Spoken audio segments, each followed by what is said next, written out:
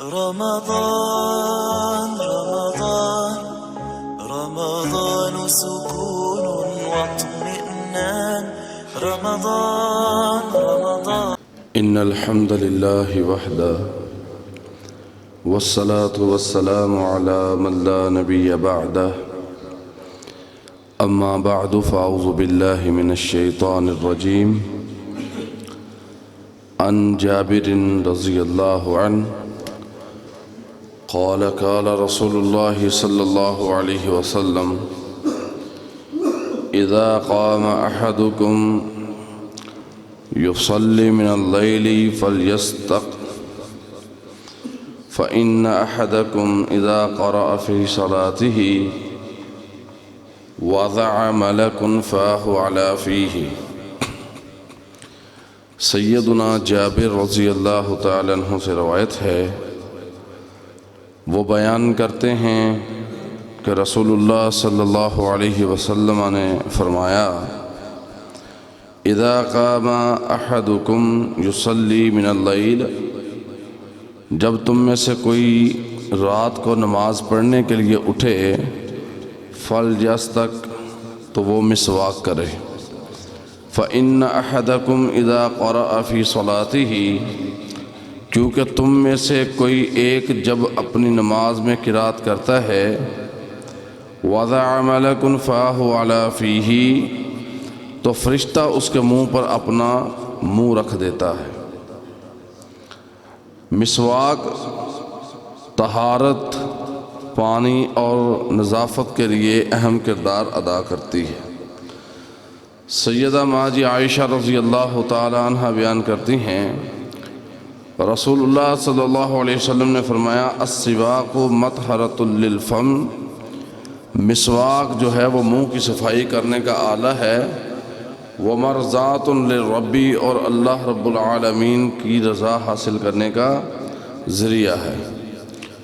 مسواک کر کے بندہ نماز پڑھے تو فرشتے منہ سے منہ لگا کر قرات کو سنتے ہیں۔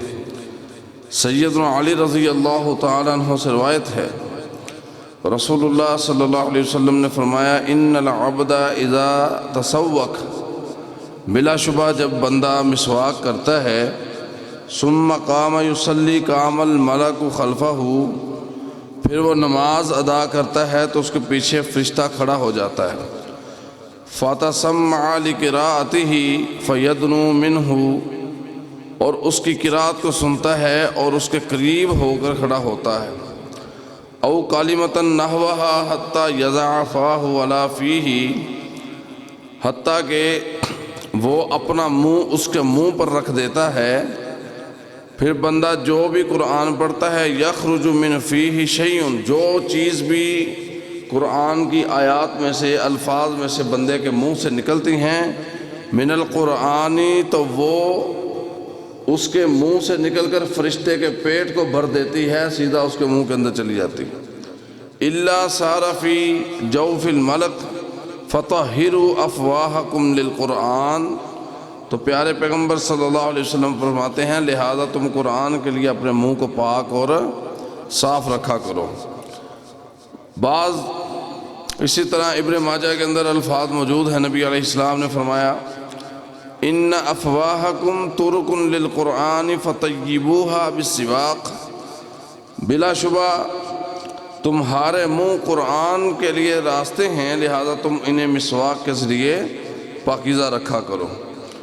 نبی کریم صلی اللہ علیہ وسلم نے فرمایا، ثلاث حق علی کل مسلم، تین چیزیں مسلمان کے اوپر حق ہے، الغسل یوم الجمعہ، جمعہ کے دن غسل، والسواک، اور مسواک، والطیب، اور خوشبو لگانا، والطیب، اور خوشبو لگانا۔ آپ صلی اللہ علیہ وسلم نے فرمایا، اگر مجھے یہ خدشہ نہ ہوتا، لو ان اشک علی امتی لامرتہم بالسواک عند کل صلاۃ، پیارے پیغمبر فرماتے ہیں، اگر مجھے یہ خدشہ نہ ہوتا، اپنی امت پر مشقت کا ڈر نہ ہوتا، تو میں ان کو ہر نماز سے پہلے ایسے ہی مسواک کرنے کا حکم دیتا جیسے میں نے ان کو ہر نماز سے پہلے وضو کرنے کا حکم دیا ہے۔ سیدنا شریح رحمہ اللہ بیان کرتے ہیں میں نے سیدہ ماجی عائشہ رضی اللہ تعالیٰ عنہ سے پوچھا نبی صلی اللہ علیہ وسلم جب گھر میں داخل ہوتے تو سب سے پہلے کیا کرتے؟ تو ماں عائشہ رضی اللہ تعالیٰ عنہ فرماتی ہیں نبی علیہ السلام گھر میں داخل ہوتے سب سے پہلے مسواک کرتے۔ اسی طرح اماں جی فرماتی ہیں نبی کریم صلی اللہ علیہ وسلم آپ اپنی مسواک مجھے دیتے دھونے کے لیے تو میں ایسے ہی اپنے منہ میں ڈال کر وہ کرنے لگ جاتی اور دھو کر پیارے پیغمبر علیہ السلام کو واپس دے دیتی۔ تو اس حدیث سے یہ بھی پتہ چلتا ہے کہ کسی دوسرے کی مسواک استعمال کر سکتے ہیں، البتہ میاں بیوی کریں تو زیادہ بہتر ہے کیونکہ پھر وہ کراہت بھی کوئی لوگ محسوس کرتے ہیں، تو لہذا جیسے کسی کی طبیعت ہو۔ اسی طرح نبی کریم صلی اللہ علیہ وسلم مسواک دائیں ہاتھ سے کرتے تھے۔ کیوں؟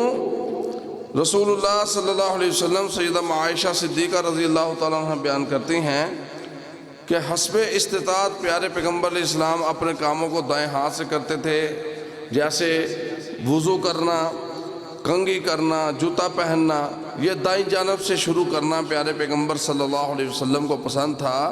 تو یقیناً پیارے پیغمبر صلی اللہ علیہ وسلم امام مسلم بن ابراہیم رحمہ اللہ فرماتے ہیں کہ یقیناً پیارے پیغمبر صلی اللہ علیہ وسلم آپ مسواک بھی دائیں ہاتھ سے ہی کرتے ہوں گے۔ اب چند چیزیں ہیں جو نوٹ کرنے کے قابل ہیں۔ سب سے پہلی بات تو یہ ہے کہ کوئی انسان اپنے منہ کو پاک رکھے اگر وہ فرشتوں کا قرب چاہتا ہے۔ اس لیے رسول اللہ صلی اللہ علیہ وسلم نے فرمایا کہ آپ پیاز کھا کر لہسن کھا کر مسجد نہ جائیں، کیونکہ فرشتے منہ کی بدبو سے بھاگتے ہیں، ان کو منہ کی بدبو پسند نہیں ہے۔ لیکن ہمارے معاشرے کے اندر دیکھا جاتا ہے لوگ سگریٹ پیتے ہیں، حقہ پیتے ہیں اور مسجد آ جاتے ہیں۔ اس کے علاوہ بھی جو بندہ سگریٹ پیتا ہے، نسوار کھاتا ہے، کوئی اس طرح کی کوئی بھی ایسی حرکت کرتا ہے جس سے منہ کے اندر بدبو پیدا ہو، تو وہ اللہ اور اس کے فرشتوں کو اس کی حرکت پسند نہیں ہے۔ اس لیے انسان کو ان چیزوں سے بچنا چاہیے اور اپنے منہ کی بدبو کو ختم کرتے ہوئے اپنے منہ کے اندر خوشبو پیدا کرنے کے لیے مسواک کا اہتمام لازمی کرنا چاہیے۔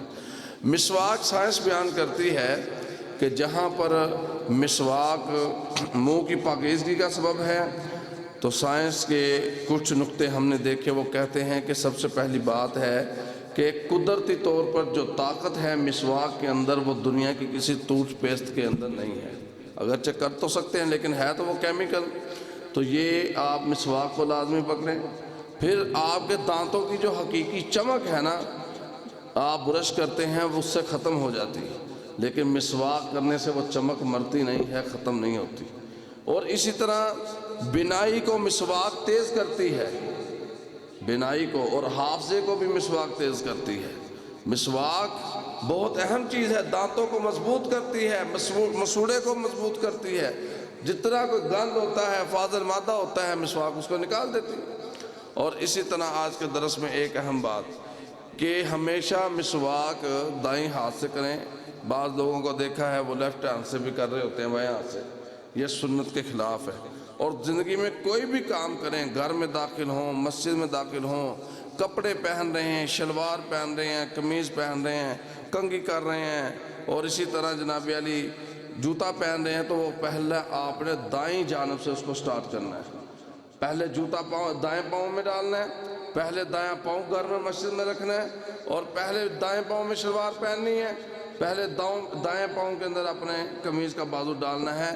یہ بھی سنت ہے، اور نبی کریم صلی اللہ علیہ وسلم اپنے ہر کام کرنے سے پہلے دائیں جانب کو پسند کرتے۔ جیسے آپ کسی مجلس میں آئیں، لوگوں سے سلام لیں، مصافحہ کرنا ہو تو دائیں جانب سے سٹارٹ کریں۔ اگر آپ نے کوئی چیز تقسیم کرنی ہے تو وہ بھی آپ کدھر سے سٹارٹ کریں گے؟ دائیں جانب سے۔ اور میں نے ایک اللہ والے کے بارے میں پڑھا، وہ زندہ بھی ہیں انشاءاللہ، کیونکہ یہ واقعہ بیان کرنے والے تو زندہ ہیں، جن کے بارے میں کیا گیا ہے ان کو میں کبھی ملا نہیں ہوں واللہ عالم، لیکن وہ کہتے ہیں مسجد نبوی کے اندر ہم گئے اور علماء کی، اللہ والوں کی، نبی کریم صلی اللہ علیہ وسلم کی ایک ایک سنت کے ساتھ پیار کا آپ اندازہ لگائیں کتنا ہے۔ ہم تو غور ہی نہیں کرتے، توجہ ہی نہیں کرتے۔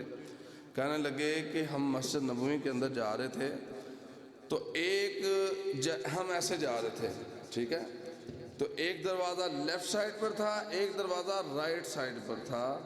لیفٹ سائڈ والا دروازہ بہت گرمی تھی، شدت کی دھوپ تھی، لیکن وہ دروازہ چھاؤں کے اندر تھا، ٹھنڈک کے اندر تھا۔ اور جو رائٹ سائڈ اور قریب تھا، لیکن رائٹ سائڈ والا دروازہ دور بھی تھا، دھوپ کے اندر بھی تھا، اور سخت گرمی کی شدت کی دھوپ تھی۔ تو وہ شیخ صاحب اس طرف کو چل پڑے، کہتے میں ادھر سے ہو گیا۔ جب ہم دونوں آگے سے آ کر ملے تو میں نے کہا شیخ صاحب آپ نے قریب والے دروازے کو کیوں نہیں چنا؟ تو کہنے لگے رسول پاک صلی اللہ علیہ وسلم ہر چیز کو، کام کو دائیں جانب سے کرنا پسند فرماتے تھے۔ نبی علیہ السلام کی پسند کو مقدم رکھتے ہوئے میں نے بھی دائیں جانب والے دروازے کا انتخاب کیا کہ میں بھی پیارے پیغمبر کی سنت پر عمل کرتا ہوا اس دروازے سے داخل ہوں۔ یہ تھے وہ لوگ۔ اللہ تعالی ہمیں بھی سمجھنے کی، عمل کرنے کی توفیق عطا فرمائے۔ وآخر دعوانا